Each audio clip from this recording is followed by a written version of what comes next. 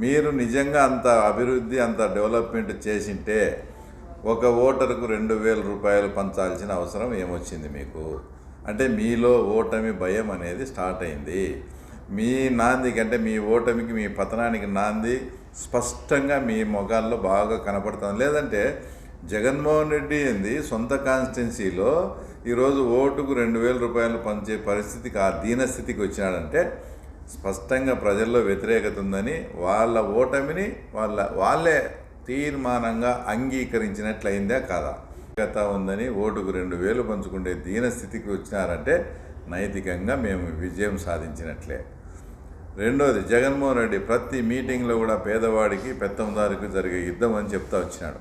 అంతా మీరు పేదవాడి సైడ్ ఉండండి అని చెప్తా వచ్చాడు. ఈరోజు నేను పులివెందుల నుంచి అడుగుతానా, ఇక్కడ పేదవాడు ఎవరు, వచ్చేసి పెత్తందారు ఎవరు? ఇక్కడ పేదవాడు బీటెక్ రవి అయితే పెత్తందారుడు 750 కోట్లు చూపించుకునే తను జగన్మోహన్ రెడ్డి. కాబట్టి జగన్మోహన్ రెడ్డి చెప్పినట్లే అంతా కూడా మీరు పేదవాడి వైపు ఉండమని కూడా మొత్తం పులివెందుల తాలూకా ప్రజలందరికీ కూడా ఆ తర్వాత ఈరోజు నేను అప్పీల్.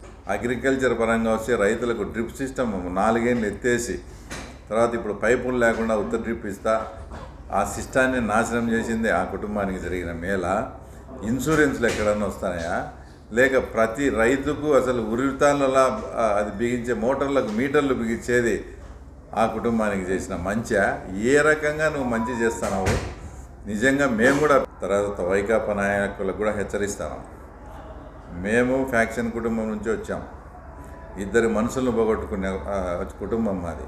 అవన్నీ వద్దనుకొని ప్రజాసేవలో ఉండాలనుకొని ఆ తర్వాత మేము ఈ రంగంలో ఉన్నాం.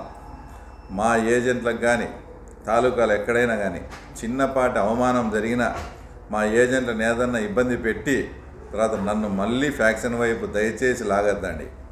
ఎందుకంటే మేము అన్నిటికీ తెగించి ప్రజాస్వామ్యానికి విఘాతం కలిగిన క్షణం మేము చావడానికైనా సిద్ధం, తర్వాత చంపడానికైనా సిద్ధం. కాబట్టి అలాంటి పరిస్థితులు దయచేసి రానియద్దండి.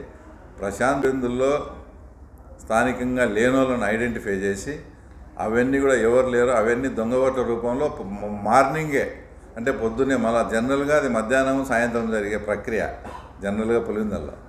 అయితే ఆ దొంగ ఓట్లన్నీ ముందే గుర్తించి వీళ్ళు పులివెందుల్లో ఉండరు స్థానికంగాని వేరే కొత్త వ్యక్తులను కానీ ఇక్కడ ఉండే వాళ్ళని ఆ పేర్లతో అంటే మార్నింగ్ అంటే ఎక్కువగా క్యూ ఉంటుంది అట్లా వేసుకోవాలనే ఆలోచన కూడా ఉంది. దయచేసి పులివెందుల్లో ఎవరన్నా డబ్బులకు కక్కుర్తిపడి దొంగ ఓటు వేయాలని వస్తే మటుకు చాలా తీవ్ర పరిణామాలు ఉంటాయి. ఎందుకంటే ముందే అందరికీ హెచ్చరిస్తానా మాకు